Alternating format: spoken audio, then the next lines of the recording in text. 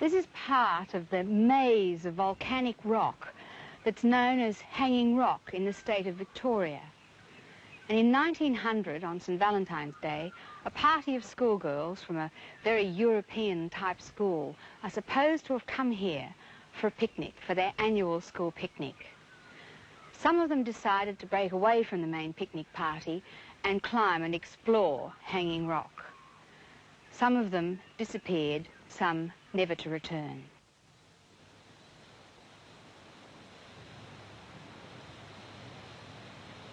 What we see and what we seem are but a dream within a dream.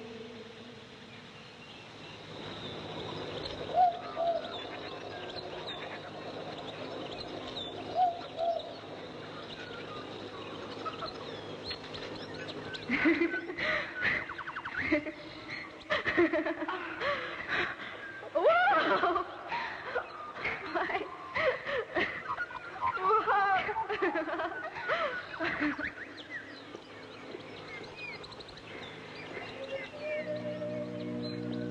Look! Not down at the ground, Edith. Way up there in the sky.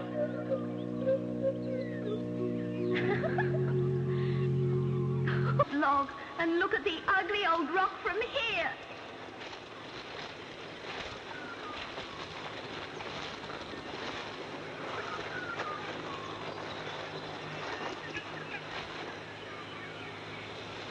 It's nasty here. I never thought it would be so nasty, or I wouldn't have... There comes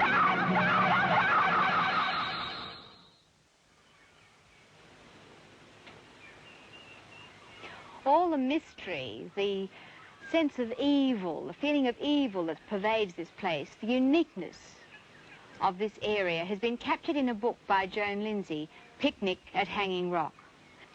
That book has now been made into a film directed by Peter Weir. Book for the first time, I found, as others have found, that I couldn't put it down. It was irresistible reading, particularly reading it late at night, tremendous atmosphere. I think because it's a great mystery, and like most people, I love great mysteries. I've always loved the story of the Marie Celeste, of Jack the Ripper, to name two. As a matter of fact, when I was a very small child, I thought that when I died and went to heaven, I would ask God what happened on the Marie Celeste. And I'll probably ask him what happened on Hanging Rock. So the mystery aspect immediately enthralled me. In addition to that, it was the unease, the tremendous unease that the book created. It's in my line of work. It's the sort of films I've done in the past deal with this sort of thing. And so I began to look for what caused that unease. And I think that is directly linked to something which doesn't have all the answers supplied. And that's what intrigued me about her book. It answered enough questions to satisfy and posed enough to intrigue. You can imagine after reading the book, I couldn't wait to get to the rock to see if it was as good as it read, or whether she'd embellished it. And it was as good. Everyone reacts a little differently. For me, it was somehow like a man-made fortification almost. It was as if it was once a ruin, as though it had been a citadel of some ancient peoples. And that impression remained with me. And I think in certain lights on the rock, you can see faces, you can see turrets, you can see towers, you can see walls. It is like a kind of city in the middle of a plain. And I've tried to get some of that feeling into the film. It was very unnerving meeting Joan Lindsay on the set. I'd met her obviously a number of times beforehand, but to have her right there on the day I was filming with her very characters stepping off the pages of a book, I was most anxious to see her reaction. And she was pleased. I hope she'll be as pleased with the film. Joan, how does it feel to be back at Hanging Rock after all these years? Well, it really feels pretty wonderful, but rather spooky. And I'm glad it does, because that feeling of the rock, I could feel it before I got out of the car. How old were you? Can you remember when you first saw the rock? Oh, I was very young. I didn't see it in 1900, I may say, but not all that long after. I think I was about 3 when I first saw it, and it made this extraordinary impression on me, and then I saw it last about 5 years ago, I think, before it had been so much built over as it is now. But it's still got the same magic to me, thank God.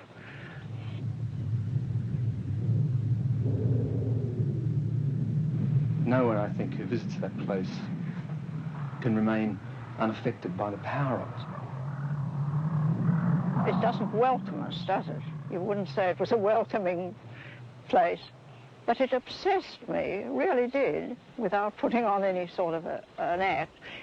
I used to lie awake at night thinking of it so clearly, and I just saw it all passing before my eyes, usually lying in bed at night. When I woke up in the morning, I knew exactly what the next bit was going to be. I never had any trouble about what was going to happen. I just knew. For over 100 years, Victorians have gathered at the Hanging Rock racetrack for the annual New Year's Day race meeting. Race horses are still trained in the shadow of the rock. Joan Lindsay spent much time as a child in the Macedon area near Hanging Rock. Many of the places she mentions in the book are based on homes she visited in the area. The Colonel's House, Lakeview, for instance. A local girls' school still has its annual Valentine's Day picnic at Hanging Rock. A monument to 3 lost children in the district in 1867 seems to foreshadow the events of 1900. Jock McClarty, who lives in Mount Macedon, has read the book and says all the connections are there if you look for them. What are some of the connections you've made? Well, you can recognise a lot of the family names that Miss Lindsay used. It's possible to recognise the horse and vehicle used in the book as the type of vehicle that Coggers would have had for hire at the time, and it's possible to recognise the tracks they used from the book. What about Lakeview? You've got a theory about Lakeview. What's that? Well, the description in the book fits...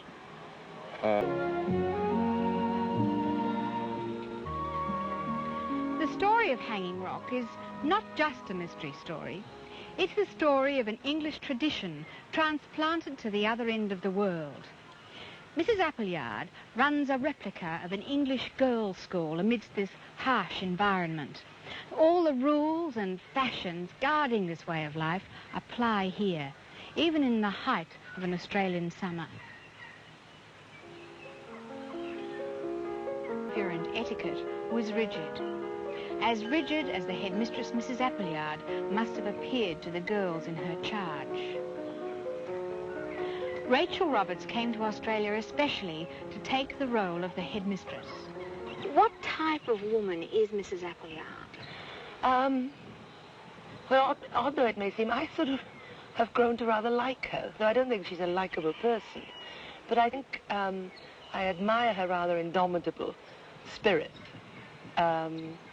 And I think she's misguided, but her enthusiasm for the school and the things that she, and I expect a lot of headmistresses emphasised in those days, i.e. deportment, which I don't have, and English literature and romantic poets, and how to speak well, how to behave correctly, was the norm of the time, wasn't it? Do you think she could have only been an Englishwoman? Well, let's think. Well, I'm not an Englishwoman. I'm a Welsh woman. You're an Australian woman. Yes, probably. That sort of holding in of the every emotion, and you never see her smile once. Excuse me, mademoiselle. Yes, Marianne. I should like to make a few measures.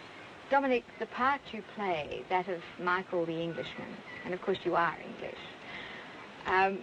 would you come to a place like Hanging Rock and offer to stay overnight in those surroundings? I don't think it's quite fair to put it like that without first saying why Michael in fact stays, because there is a situation he has. for the girl Miranda. Would you, in this present day and age, all this happened in 1900, would you, for instance, become so infatuated by somebody that you would offer to go and search for them in such tough surroundings, and in fact stay overnight in the dark? Yeah, I think, you know, probably sort of being English and not knowing about Hanging Rock or the... I suppose the greatest problem was handling the two major atmospheres of the book. That is, a period story, and yet a story which is quite contemporary. Such a strange disappearance could occur this weekend somewhere. It could occur next year. It probably occurred in 1400, let alone 1900. So while creating the atmosphere of 1900, at the same time I had to make you feel that slight unease in your theatre seat, that you might walk out of this theatre the night you see the film, or you might put the milk bottles out the night you're looking at this television program, and something might happen, something inexplicable that will alter the pattern of your life. And I feel these things are out there in the air, and this particular story is about one of those incidents. I think one of the other major production problems was to pay attention to the smallest detail, because if the smallest detail isn't right, then the bigger details won't be right. So even if props weren't seen, my art department knew I wanted everything to be authentic and to be real. Hal and Jim, as producers, what sort of extra challenge does Picnic at Hanging Rock present to you as a period film set in 1900? I think the most exciting challenge is to recreate the atmosphere in terms of the locations and the properties, the art direction, and the vehicles, the horses. We explored all around Australia to try and find the correct dressings and elements. Because Australia is such a relatively newly settled country, do you think it's a much more difficult proposition to make a film in period here than, for instance, in Europe?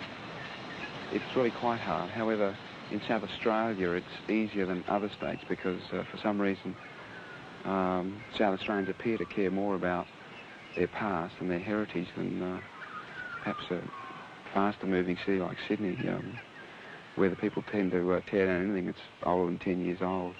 But we have succeeded in South Australia to get some beautiful locations. I think, as anybody seeing the film will notice, there's some stunning buildings in South Australia, particularly the building we used for the college is absolutely marvellous and in beautiful condition. It was like a house full of ghosts. The portraits were on the walls, the chairs they'd sat in were there, all in period, or nearly all. And this was a tremendous asset to the film. Martindale Hall was completed in 1879 at the cost of £36,000, a very princely sum for those days. The story of the building of the house is a romantic tale in itself. Mr. Edmund Bowman, who owned the land, was in love with a certain English lady who apparently was not keen on coming out to pioneering discomforts and who lived in a Georgian mansion herself in England. So to induce this fair lady to emigrate, Mr. Bowman said he would build a replica of her home in England, and this resulted in Martindale Hall. The lady didn't come after all.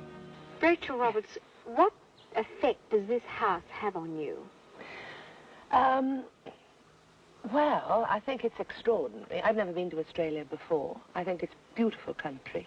And the drive out from the motel where I'm staying outside Clare, through all that rolling countryside, and then suddenly to see this, well, it's beautifully built. It's a stunning reaction when I first saw it, when Peter Weir, the director, drove me out the day before I started filming.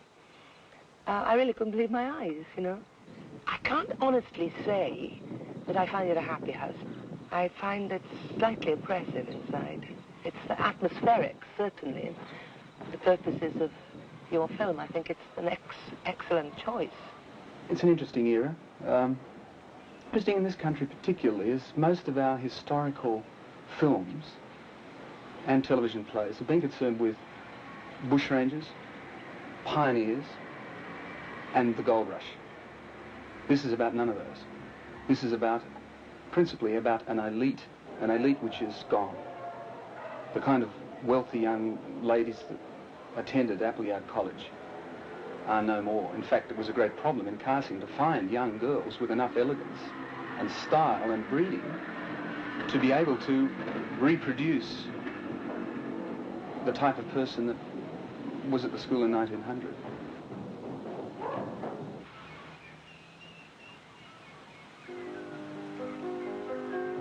A minority of the pupils of the school could not, however, bear the description elite.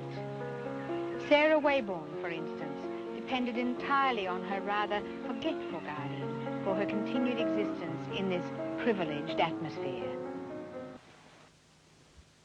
How true do you think the story of the picnic is? It's always been true for me. Perhaps I view things a little differently, but the line between truth and fiction is a very blurred line for me. It feels real, it feels true.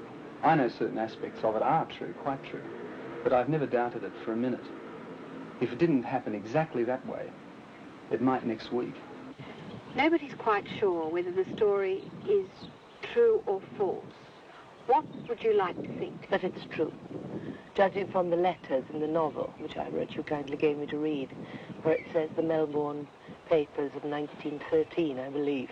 I like to think that the novelist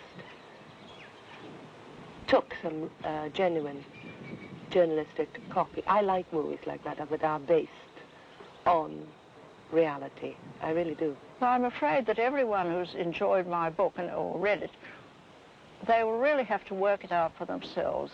I know it's a mystery, but I hope it's a bit more than a whodunit. Not that I could write a whodunit, but I feel that this is something, that it was a sort of a mysterious thing that could have only happened where I write of it, and I can't really and wouldn't wish to try and explain it any more fully than that. You'll all have to work out what you think is truth for you, because truth is everything to me.